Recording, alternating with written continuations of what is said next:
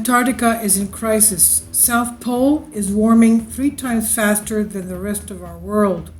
And this comes after the record-breaking heat that we have in the North Pole, Siberia, Arctic region, over 110 degrees lately. So what's happening to the South Pole now? Well, it's going 3 times faster than the rest of the world. Global warming, raising temperatures, South Pole, Antarctica, 3 times faster than the rest. It's worrying, new research reveals. South Pole lies within the coastal region on Earth, the Antarctic Plateau, average temperatures there reaching from minus 60 degrees Celsius, which is minus 76 Fahrenheit during the winter, to just minus 4 Fahrenheit or minus 20 Celsius during the summer. Right now it's our summer, it's winter there. Antarctica's temperature can vary wildly, but until now the South Pole has been thought about to keep cool even while the continent warmed. The international team of researchers analyzed 60 years of weather station data and harnessed computer modeling to show what was causing the accelerated warming. They discovered warmer ocean temperatures in the Western Pacific had over the decades lowered atmospheric pressure over the southern Atlantic's Weddell Sea. Also, it had increased the flow of warm air directly over the South Pole, warming it by more than 1.83 degrees Celsius or 3.3 degrees Fahrenheit since the year 1989. Authors of the research said the natural warming trend was likely boosted by man-made greenhouse gas emissions. It could be masking the heating effect of carbon pollution over the South Pole. The researcher at Victoria University Wellington, Dr. Kyle Clem, was the lead author of the study. And he says while temperatures were known to be warming across western Antarctica and the Antarctic Peninsula during the 20th century, the South Pole was cooling.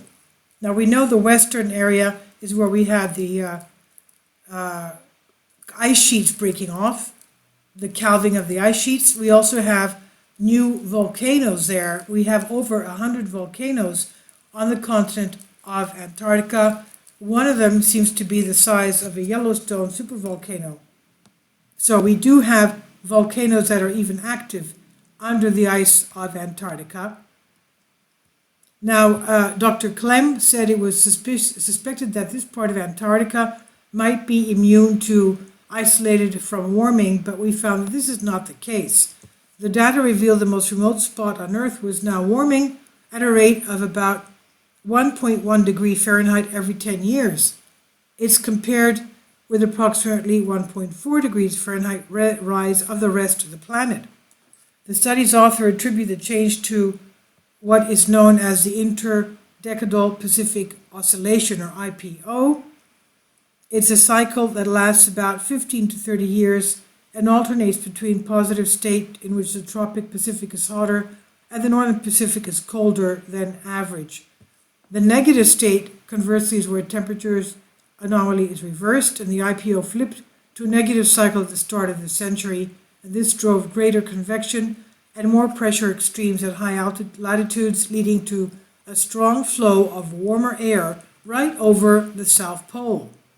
Dr. Clem said that the 3.3 Fahrenheit degree level of warming exceeded 99.9% of all modeling 30-year warming trends. He said while the warming was just within the natural variability of climate models, it was highly likely human activity contributed. Our study reveals extreme and abrupt climate shifts are part of the climate of Antarctica's interior. These will likely continue into the future, working to either hide human-induced warming or intensify it when natural warming processes and the human greenhouse effect worked in tandem.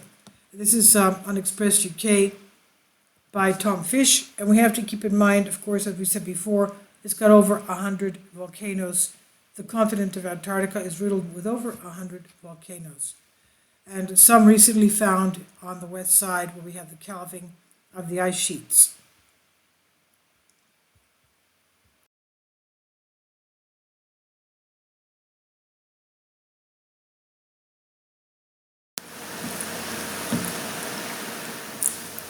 If you'd like to join me on my Patreon account, You will hear content not covered by mainstream media. These riveting stories will be based on my research, and I will state my opinions and give my personal insight on diverse and controversial subjects and world events not covered by mainstream media, and not supported by YouTube guidelines. So whatever I have on my Patreon, most of those will not be on my YouTube channel. Please consider becoming a member today. More of the most significant and important videos will be on my Patreon channel. Your support helps me to continue my research and keeps this YouTube channel alive. And we depend on your support, your generous charity, because we help economically challenged families here in Athens, Greece, in Kapota, and we also help the young generation with university tuition and the community around our church. Thank you.